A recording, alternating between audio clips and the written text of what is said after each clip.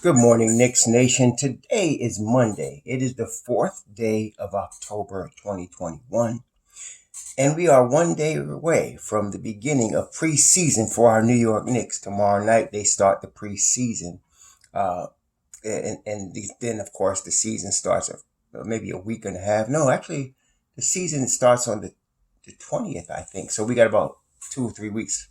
But anyway, the preseason starts tomorrow, and that's New York Knicks basketball, and we can't wait to see that. I hope you're all COVID-free today. I hope you're healthy. I hope you and the needs of your family in terms of food and shelter, clothing, and health are being met. Blessings upon those that are working in the healthcare field, whether it's COVID or not COVID, trying to save lives on a daily basis. Blessings upon those that pick up garbage for us to keep our places clean. Blessings also upon those that make deliveries for us for our convenience. Double blessings on those trying to deliver, boys and girls, men and women, children, babies, toddlers, teenagers, from the clutches of prostitution, child prostitution, sex slavery, human trafficking, child molestation, child pedophilia, pornography, and child pornography. Curses upon those that practice these heinous acts that cause innocence to be exploited and destroyed. Finally, blessings upon the homeless. 600,000 men, women, and children on the streets of the United States of America, with the numbers growing, and millions around the world in even worse conditions. Blessings upon them, for theirs is the kingdom, and also those that are trying to help. Today's focus is on Kevoin Knox.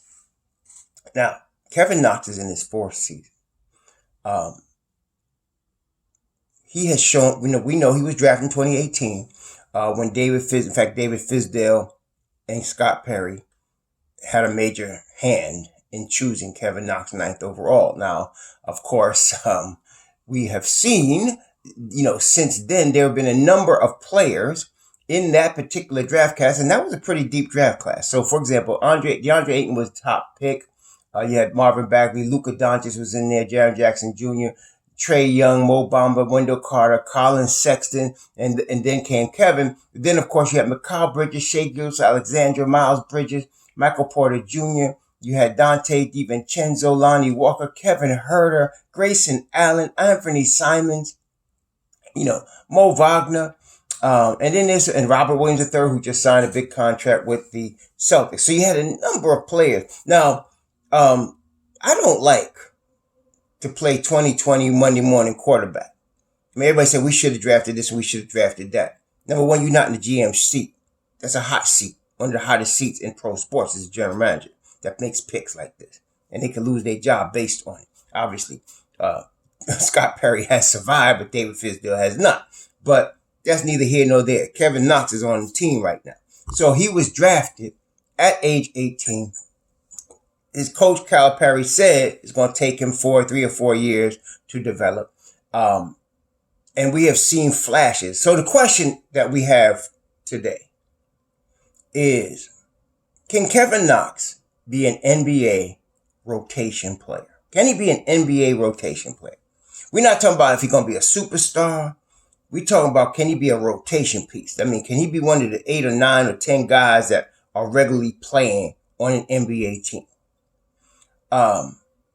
We have seen flashes. You remember his rookie season, the summer league. He showed a lot of flashes of a player that could definitely be an NBA rotation player. His first year, it looked like David Fizdale was just going to, give him lots of rope to play, make mistakes, and all of that. And it was ugly at times, but it was good that he had that opportunity.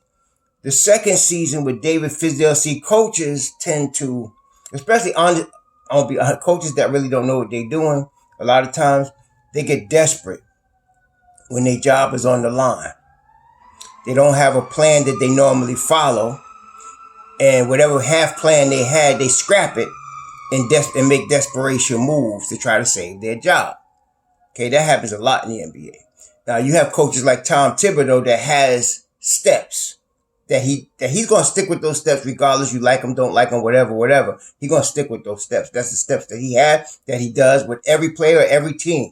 Now, I don't think there's been a coach in the NBA that has never been fired. They all get fired at some point, with some exceptions. Spoelstra in Miami's been around a long time. Popovich obviously been around a long time. But I'm sure they have had other stops before you see them now. But in the NBA, 90% of the time a coach is going to get fired at some point. So that's not that. But because Fizdale was desperate to save his job at the end of his first year, going into his second year, he had done so badly in development of the youth. He didn't play Kevoin Knox a lot the second year like he did the first year. He did not stick with the development plan. And Kevin also did not improve on the defensive end of the floor in his second year. And again, part of that was the lack of development. Okay. And of course, Kevin himself. But being 18 going to 19, you really depended on the development staff to bring you along in the NBA. Now, at that time, they did not have what they have now. You're talking about Johnny Bryant, you're talking about Kenny Payne, you're talking about Walt Perrin, you're talking about a whole different crew, and of course, Tom Thibodeau. That wasn't under David Fizdale. So that hurt Kevin. Then last year, he came in, he was working really hard, but Tibbs didn't know him.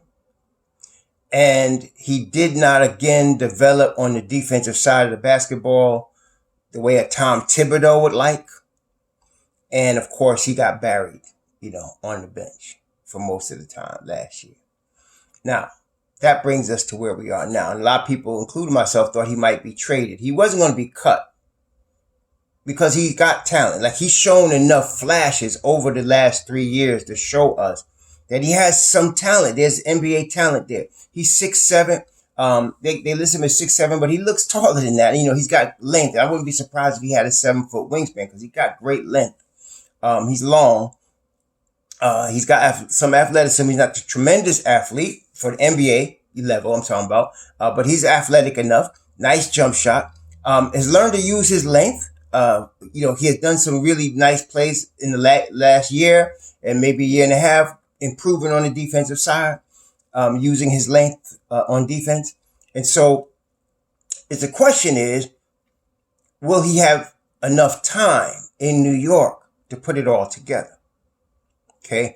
I don't think the Knicks are going to do anything with him in terms of trading him this year because his contract is guaranteed and they have a relationship. And I'm going to tell you the way it works like this sometimes. They have a relationship with John Calipari, and Calipari told them, use his whole 4-year rookie deal to see what you could get. So I don't think they're going to mess with him this year. He's going to get this year to play. He's not going anywhere. Now they have to make a decision like they did with Frank this past year as far as a qualifying offer next summer, but they don't got to deal with that now. Okay. So now that gives Kevin this season, as his moment of truth in terms of New York. Now, it's not a moment of truth to me in terms of his career because, like I said, he's shown enough flashes to show that he belongs in the NBA. As a star, maybe not. But we have to decide, is he going to be, a 12th man, that comes in sometimes? Or is he going to be a rotational piece? That's what we want to find out. Now, his press conference the other day after the practice, I think it was Saturday after the practice, he was in the presser, and one of the things he said was very interesting, which makes sense. Like, of course, Mark Berman and all them was trying to assume, you got no spot on the team as far as rotation. You got no spot in the rotation, Kev. What you gonna do? And Kevin said, which is true, nobody's been handed anything. And that was a good answer. He said, nobody's been handed anything. He said, we all have to earn our minutes. And so it looks like, to me, as far as this season, one thing is certain. Kevoin Knox is prepared to compete. Now, how good is he going to compete? I don't know. I want Kevin to come in and bust people up. I want to see that. But one thing that I got just from the few minutes of the press conference and then seeing his history, he is coming this summer he's coming into camp to compete.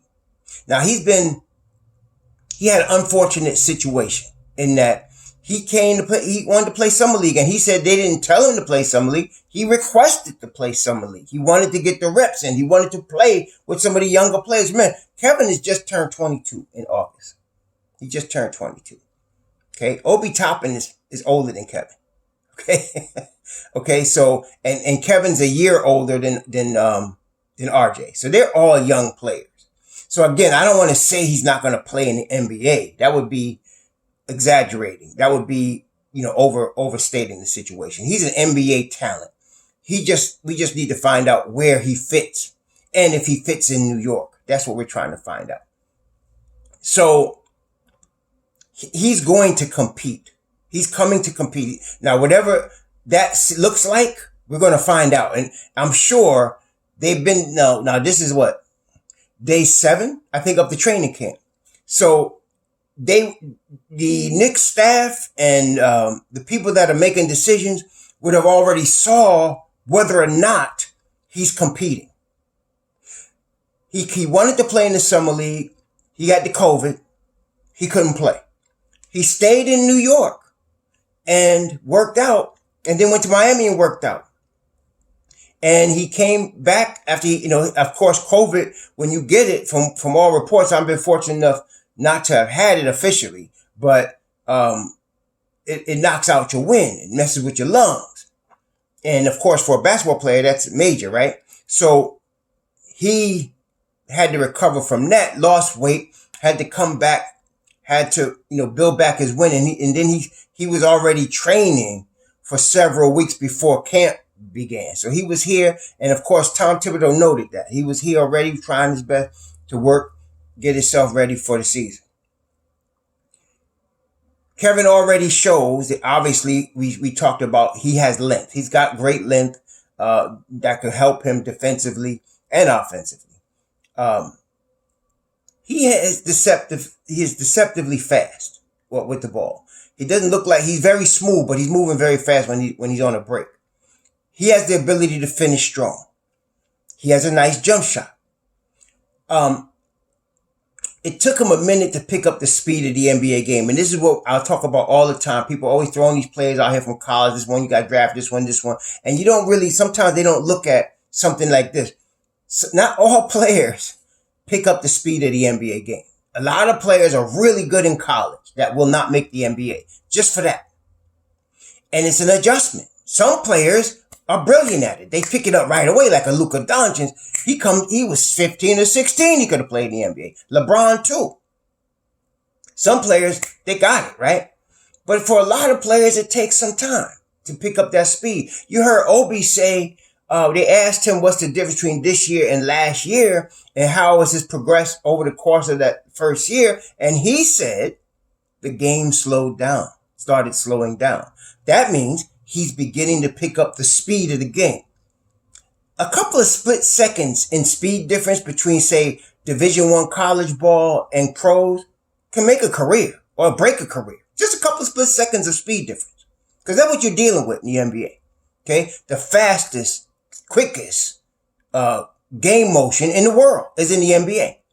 Okay? So just because you see a guy like Vildoza, for example, Luka Vildoza looked pretty good, and the Argentine looked pretty good playing in his league over there. Pick and rolls, jump shots, three, everybody's getting all hyped. But what I noticed, that's not NBA speed. Okay? It's not NBA speed. And not only that, Vildoza is 26. Look, I had a professor on my first degree at Baruch College, New York City, 1988. And he said, don't ever think that you know something as far as a stock tip that nobody else knows. Unless you get inside information, then they're going to know you got it by your investment. He said, why? He said, because, I said, why? He said, because in Wall Street, they spend all day, every day looking for the best stock. And as soon as they see an opportunity, millions of dollars are poured into that stock. Well, it's like that in basketball. Like if Luka Vildoza was that good when he was 19 or 20, somebody would have seen him. And he'd already be here. But he's 26 and they signed him. He was an insurance policy. But see, my point is, the speed of the NBA game, well, he got hurt a little bit too, so we'll give him that. But even before that, he wasn't even starting on his Argentine team. Okay? So it can make or break careers. You got to take that into consideration. So Kevin is now getting used to the speed. And the game is slowing down for him a little bit. So I want to see what he looks like, because the game is slowed down. He's picking up the defensive schemes. He knows now. He has a clear, and this is the good thing about playing under Tom Thibodeau, he has a clear direction of what he needs to do, what he needs to work on, what Tom is expecting. He has a clear understanding. He knows going into the camp where he sits. He knows he's behind Obi. He's behind Julius at the 4. And if he was to play the 3, he knows he's behind RJ. He's behind Alec Burks. He knows this already. He's behind, well, Evan Fournier's the 2, but he's behind these guys already. He's competing on the 3 side, if he was, with Q. Maybe even Dwayne Bacon. Okay, so he knows where he stands. He comes into camp with that. There's no expectation that he should start. So that takes pressure off him. Okay, so now I think this is the opportunity we're going to see if he could. Somebody's going to have to lose for Kevin to win. That's the thing about sports. You can't all win. Somebody got to lose for Kevin to win. So for Kevin if Kevin comes out and breaks out, somebody's going to lose some minutes. Okay, it's just how it is. Now, if he doesn't work out here, if all of a sudden now you're dealing with, there's not enough space, or you're not going to sit Obi because you got Obi and Kevin both playing good, and this is Kevin's 4th year. They got to make the qualifying offer next summer. See, Obi, this is his 2nd year of his rookie deal. The rookie deal is important because you got 4 years to prove yourself. Now, some players like DeAndre Ayton, Luka Doncic, Trae Young, by the time they was in their 2nd year, you already know they won't get their extension. How much was the determination factor, because they're already showing, they could play. But then, and Colin Sexton, they trying to make a decision on him now. He wants a max, but they trying to make a decision in Cleveland what to do with him. But there's no question he's going to get an extension, okay? And then there's other players like Kevin, like Zaire Smith, like Lonnie Walker. Lonnie Walker's good, but will he get the extension? We don't know. He's good enough to play in the NBA. Is he going to stay with San Antonio? Maybe. But them 4 years, very important, okay? Real important. So now Kevin's in his 4th year. Will he play some G League minutes in his 4th year when he's going to get a contract? I don't know. They should have did that last year. Really, they should have did that last year or 2 years ago. Fizdale should have. If Fizdale's going to sit him to try to save his job, he should have sent him to the G League to get some reps. But it's too late now, right? So Kevin knows he's a young boy though. He's still 22, got his whole life ahead of him. So, and his career, really. So the question again is, can he be a rotation player in the NBA? Now, I'm rooting for him to be a rotation player in the NBA. I believe he's got the talent. I believe in Kev. The question then becomes, will he be a rotation player on the Knicks? Now, that's the question. And we're going to find out. We're going to find out. Kevin is one of the players that you can watch closely in the preseason. Like, there's some players preseason don't matter. Like, let's take the obvious choices, like LeBron. Preseason don't matter to LeBron, okay? We already know what LeBron going to do, right? And on the Knicks, preseason don't matter much to Julius Randle except to get his timing down. But for Kevin, preseason is very big. This is Kevin's chance to show he's ready to compete. We're talking about compete on a high level for minutes. This is his chance right here. So the preseason is going to be very big for him. If you don't see him getting a lot of minutes in preseason, this is not going to be looking pretty good. Or if he gets hurt. See, that's another thing. Injuries will dog you. It really will. Like, when you're in this position, you got to stay healthy. There's no question you got to stay healthy. So he's got to stay healthy. He's got to come to compete. Now, if he doesn't make it on the Knicks, I believe very strongly he's going to be on another NBA team. There's going to be another team that's going to see the potential and is going to take him, right? He's not going to get a lot of money like Frank. And then they're going to try to develop him. They're going to try to see what they could do with him. Because he would only, again, at the end of the season, he's only going to be 22. So somebody's going to take a chance on him. And if he shows out and he pushes it and he becomes so, valuable in terms of his talent blossoming, then the Knicks got a decision to make, and that'll be a good situation to be in. They got a decision to make at that point. See, so, but that's where we at with Kevin. So this is Kevin's moment of truth right here. This 2021-2022 season, this moment of truth right here for him, as to whether he's going to be in New York, and is he going to be a rotation piece in New York? Like I said, I don't think they're going to do anything with him. They're not going to trade him or anything unless if he really just balls out so strongly, that, other teams will be calling about him because he can't get the minutes because Obi's got to get his minutes, right? You got RJ Alec Burks behind them, so it's kind of stacked. So you don't know where he's going to get his minutes. Then he or his representatives might say, okay, let's make a move because so-and-so X team wants me and they want me in their rotation, right? So we'll see what happens. But I'm really rooting for Kevin. We'd love to have Kevin stay in New York as a rotation piece. It has not really been established whether he's a 3 or a 4. I think most of us agree he's more of a 4, but he's undersized in terms of his weight as a 4. He's more of a stretch 4 type of kid. And he could probably, we got to see what he's doing on the defensive end. I'm looking for improvement because I believe Kevin works hard. Kevin's been working hard. He just needed direction, and Tibbs is giving him that. So now, and he's got Kenny Payne, pushing him. So I want to see what Kevin brings. I'm just excited to know that he's ready to compete this year. His first year was hard on him. Second year, he was disappointed because Thibodeau was pushing all him, then pulling him, right? And then last year, Zion, threw him around like a rag doll, and it just was downhill after that for him. And then, so he's been humbled. Sometimes, people that have been humbled like that, they come back strong because they've gotten to the rock bottom in terms of their athletic career. So now, I think I'm looking for Kevin to do some things. I'm really hoping, again, that he comes out and starts busting it up. And competing at a high level. And I haven't seen the practice. So I don't know. I haven't seen the scrimmages. So I'm hoping that that's the case. But we're going to see very shortly, starting Tuesday night. And that's why, to me, Tuesday night's important because I want to see, number one, for me, I want to see what Kevoin Knox is going to do. I kind of know what the Knicks are going to do. But I want to see what Kevoin Knox. I want to see him get minutes in preseason. I want to see him compete at a high level. We're going to see. We wish him the best in Knicks Nation, that he succeeds. Like I said, he'll be in the NBA, if not on the Knicks, on some other team. But I'd like to see him be in the rotation for the Knicks at some point. Okay? But anyway, that's what we're talking about today. Let us know what you think. Be safe out there on Monday. Have a good Monday. Shalom.